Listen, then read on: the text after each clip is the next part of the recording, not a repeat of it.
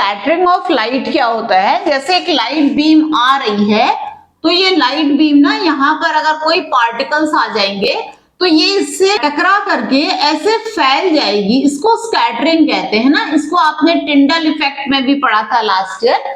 तो Tyndall effect क्या होता है, scattering of light by the particles of medium due to which the path of light becomes visible.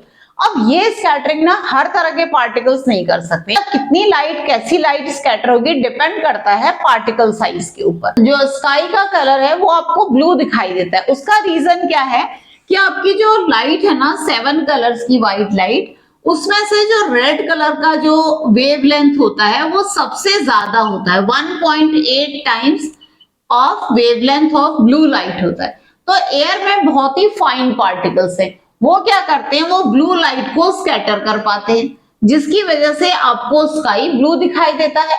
जबकि astronaut को जो स्काई है वो ब्लैक दिखाई देगा, क्योंकि स्पेस में एटमॉस्फेयर नहीं है, तो पार्टिकल्स नहीं है ना स्कैटर करने के लिए लाइट को, तो लाइट स्कैटर नहीं होगी, स्काई उनको ब्लैक दिखाई देगा। अब है कि आपने देखा होगा सनराइज और सनसेट के टाइम पे हमें सन रेड दिखाई देता है, तो उसका क्या रीजन है।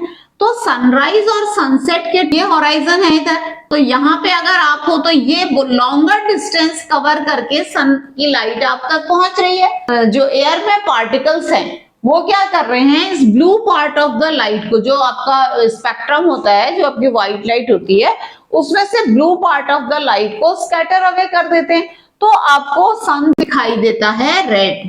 ठीक है, कब, सनराइज और सनसेट के टाइम पे।